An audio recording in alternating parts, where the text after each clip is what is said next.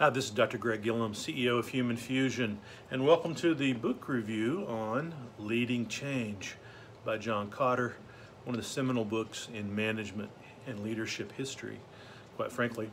This is step one. So we've gone through some introductory comments in the first couple of videos, and now we're going to start with the 8-step process. This is step number one: create a sense of urgency. We've got to overcome the inertia that human beings tend to have when they look at change. And Kotter argues in the book that you have to have almost 25% of your organization on board with the change process in order for it to be successful. So think about that.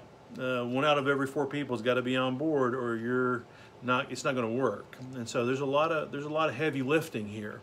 So let's go through a lot of sources of complacency and then quickly look at just very off the top solutions and responses to that type of complacency. So number one, there's no existing crisis.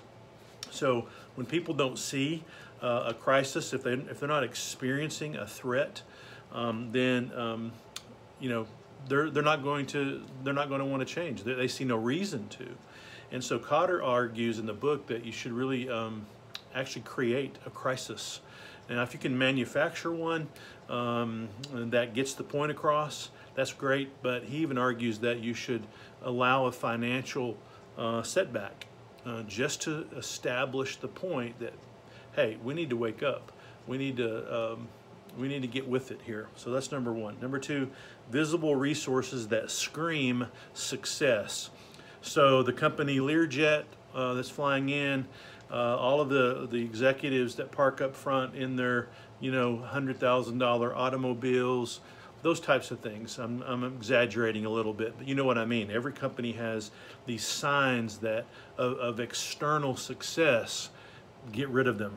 Don't let people see those, because they send the wrong message that, hey, we might be in trouble here. There's no trouble if there's a Learjet parked out front. Number three, low overall performance standards. So when the bar is way, way, way low, then people just get a natural complacency. There's no drive. There's no challenge. And so set revenue, income, and productivity goals that are very high, and say, hey, we're turning the bar around here.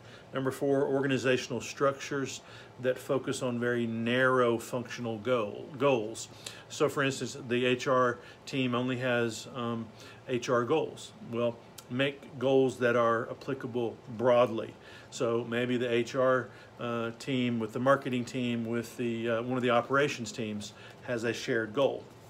That makes people accountable for broader measures of control. Number five, internal measurement systems that are rigged to make it very easy for people to reach their goals. So look at goals. Make sure they're smart in the spirit of Brian Tracy's 1984 book, but we also make sure that they're stretch goals. Make sure that people have to get up off the couch to hit them. 6, no external performance feedback. So we don't hear from unsatisfied customers. We don't hear from angry stockholders. We don't hear from frustrated suppliers. We need to have that feedback in order to really get out of the rut sometimes. And then the people who go out and get that feedback, sometimes we kill them, kill the messenger syndrome. We cannot allow that to happen. We need to celebrate and reward those people who bring us external competitive information that really helps us change. Number 8, the denial capacity of human nature is unbelievable. So it takes a lot. We only hear typically what we want to hear, and it takes a lot of bombarding with the critical message that we need to change. And then finally, management happy talk.